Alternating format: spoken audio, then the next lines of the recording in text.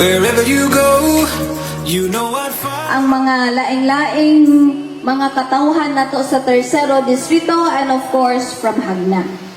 Kaganina, murag every time mutanaw ko sa mga ni-flashback ganina, makaingon yun ko nga taas na ta, Tercero sa ato ang naagdan.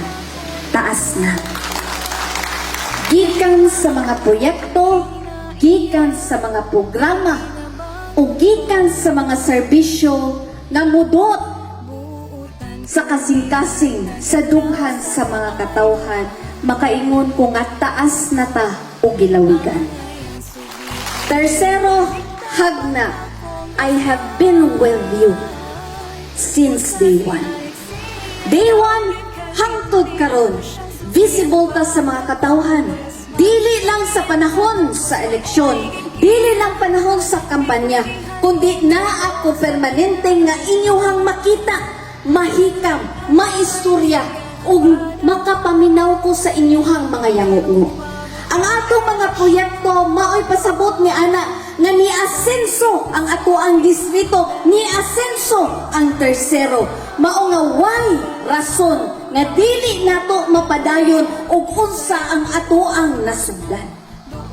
I respect sa inyuhang decision and you had your choice ug kinsa ang inyuhang gusto nga moserbisyo sa Tercero Distrito isip kongresista. I have nothing to prove. Ang inyuhang nakita na ana, gikan sa mga kalsada, gikan sa mga infrastruktura, gikan sa mga serbisyo, mga ayuda, gibubo nato tanan, tanan-tanan, kamong mga katawhan ang mga recipient ni ana. Ang inyong kalipay, akong kalipay. Wa ko'y lain, gikan dito sa Manila, paingon diri sa Tercero, watay hunong nga moadtos mga katawhan. Unta, dili ninyo hikalimtan.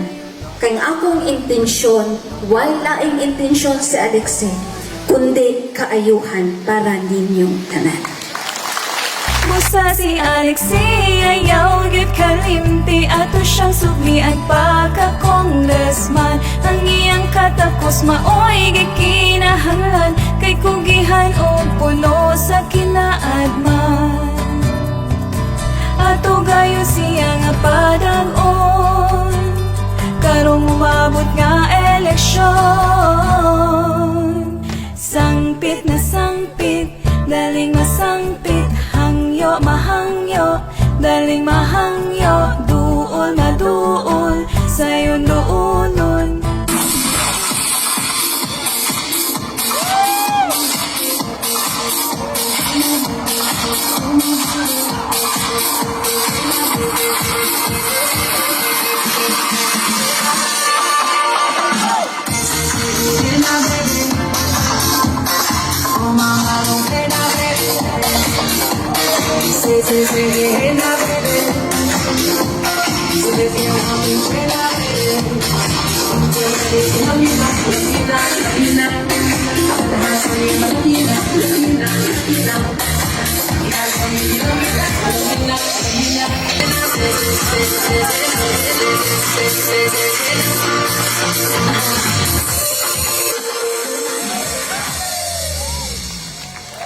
Alright, ang atong kombati Congresswoman Christine Alexei.